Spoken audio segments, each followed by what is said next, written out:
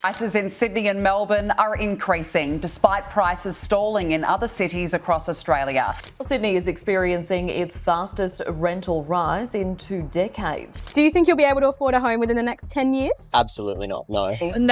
No. I'm not sure at all. Very crazy, so I don't think so. No. Probably not. I really doubt I'll be able to afford a house. Your daughter just graduated university. Top of her class, landed a great job in marketing, everything you dreamed of for her future. She's been looking for her first apartment for 4 months now. 4 months. Last weekend, she came home crying. Not because she got rejected for another rental. She's used to that by now. She was crying because she finally found a place she could afford. And when she showed up to the inspection, there were 67 other people in line. 67 desperate young professionals, all competing for one tiny studio apartment that costs more per week than you used to pay per month for your first house. The landlord didn't even bother with applications. He just pointed to the crowd and said, "Highest bidder gets it, cash only, 6 months in advance." Your daughter, your brilliant, hard-working daughter who did everything right, is now sleeping in her childhood bedroom at 24 because she literally cannot afford to start her adult life in the city where her job is. This is happening to millions of Australian families right now.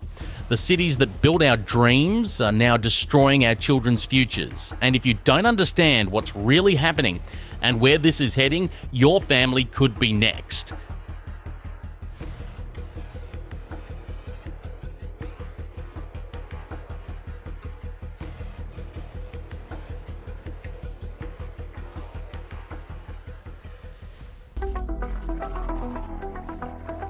Sydney isn't a city anymore. It's a wealth extraction machine designed to transfer money from working families to property investors. And the numbers are absolutely terrifying. Sometimes the properties don't even get to market before they're snapped up by an investor, and this can occur within about 24 to 48 hours. Sydney is now the second least affordable city in the entire world. Not just Australia, the world. Only Hong Kong is worse. The average home costs $1.2 million. That's not a mansion. That's just average. But here's where it gets insane. The median weekly rent is $773. That's over $40,000 a year just for rent. If you're earning the average Australian wage of $70,000, you're paying more than half your gross income just to have a roof over your head. And even if you can somehow afford it, you still can't get a rental. Vacancy rates are so low that landlords are demanding 6 months' rent in advance and still choosing the highest bidder. I know a teacher who's been looking for 8 months, and she's living in her parents' garage at 35 because she literally cannot find anywhere else. If you think these numbers are shocking, wait until you see the evidence we've uncovered about why the government wants these cities unaffordable, where the resistance exposing truth and corruption mainstream media refuses to cover. Join our Patreon for investigations that reveal how this crisis is being engineered. The commute situation is destroying people's lives. If you want anything remotely affordable, you're looking at 3 hours a day travelling, paying $50 in tolls, and you're still paying $500 a week for a place that's 90 minutes from your job. Sydney has become a prison where working families pay rent to wealthy landlords for the privilege of being slowly financially destroyed. Melbourne used to be the answer to Sydney's problems. The culture, the coffee, the laneways, all the good stuff without quite the same financial pressure. Artists and musicians could actually afford to live and create. Those days are dead. I refer to myself as a 55-year-old grown-ass woman, and now I'm going into looking at rentals with my adult children, sort of to help each other out because it's so crazy. Melbourne rents have jumped more than 20% in just 1 year. 20%! A basic one-bedroom apartment in Fitzroy will cost you $600 a week, and good luck finding one. Vacancy rates are below 1%. The city is adding over 100,000 people every year. But the infrastructure is collapsing. The roads are car parks. Public transport is struggling. If you're commuting from the outer suburbs, you're looking at 90 minutes each way on a good day. The pandemic left scars that might never heal. Small businesses never reopened. The cultural scene that made Melbourne special is still recovering, and honestly, it might never fully come back. And the weather is getting worse. 40-degree summers that shut down public transport, flooding that puts half the city underwater. Melbourne isn't designed for extreme weather, but that's what it's getting. Brisbane was supposed to be the affordable alternative. Warmer weather, cheaper houses, relaxed lifestyle. It was the perfect escape valve for people fleeing the southern capitals. But that escape valve has slammed shut. I would love to be in a place on my own.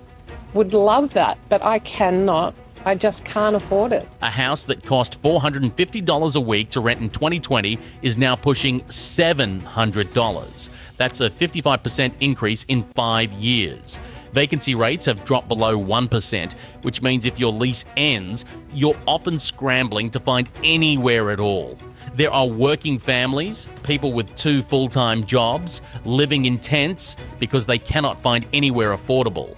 Not unemployed people, not drug addicts, working families sleeping in their cars. The summers are becoming brutal.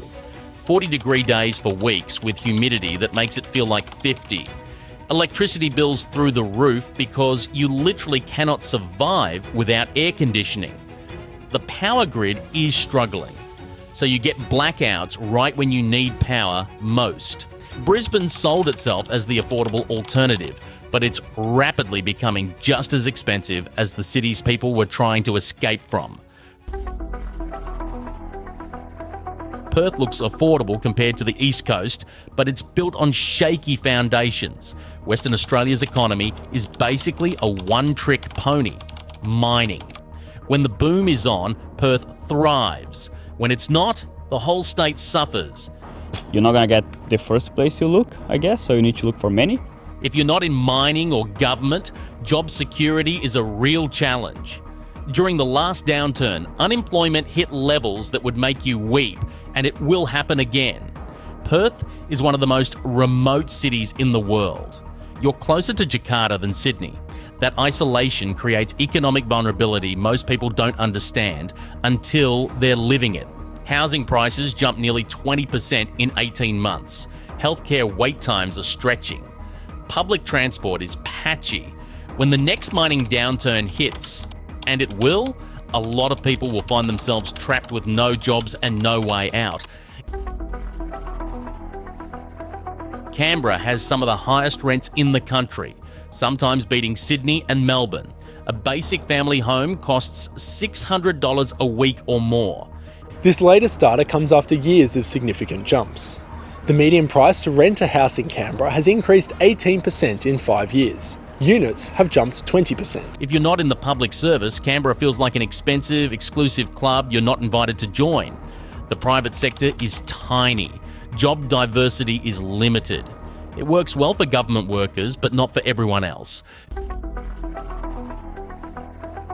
That makes it more challenging for a first home buyer to break into the market, because ultimately a first home buyer doesn't have as deep pockets as an investor does. Between 2020 and 2024, Gold Coast rents surged 45%.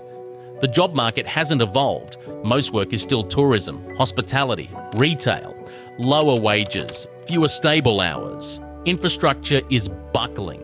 Roads constantly clogged, public transport patchy, schools stretched to capacity. People move for a better life but find the basics getting harder to access. Buyers are getting houses relatively cheap, spending a little on renovations and then releasing them at a higher price. Geelong has overtaken the Sunshine Coast as Australia's #1 regional destination. Coast, industry, still relatively affordable, but with over 280,000 people and more arriving daily, prices are rising fast. Maitland in the Hunter Valley is adding 6 new residents every day. On track to hit 100,000 by 2026, good infrastructure, decent jobs, still affordable. For now. Lake Macquarie is close enough to Newcastle and Sydney for work, far enough to be affordable, but the secret is getting out. Adelaide remains the most affordable major city. Decent infrastructure, growing economy, balanced lifestyle. But even Adelaide is feeling pressure as people flee expensive cities. The key word is still. All these places are experiencing rapid price growth as people discover them. The affordable Geelong of today might be the next Gold Coast in 5 years. Australia is running out of affordable places to live. Regional areas that used to be escape valves are filling up fast, prices rising accordingly. If you're thinking about moving, you need to do it now. Not next year, not when your lease expires, not when you've saved more money. Now. Every month you wait, options get more expensive and limited. The people who thrive in the next decade will be those who get ahead of this trend, who move to regional areas before they become unaffordable, who build lives in places that still offer opportunity. The people who suffer will be those who wait too long, who stay in expensive cities hoping things improve, who assume there will always be somewhere cheaper to go. By 2026, the Australia we grew up in, where ordinary people could afford decent places, might be gone forever. You can be part of the solution by making smart moves now, or part of the problem by waiting until it's too late. Join our Patreon for detailed guides on the best regional areas to relocate to, complete with cost of living breakdowns, job market analysis, and insider tips from people who've already made successful moves.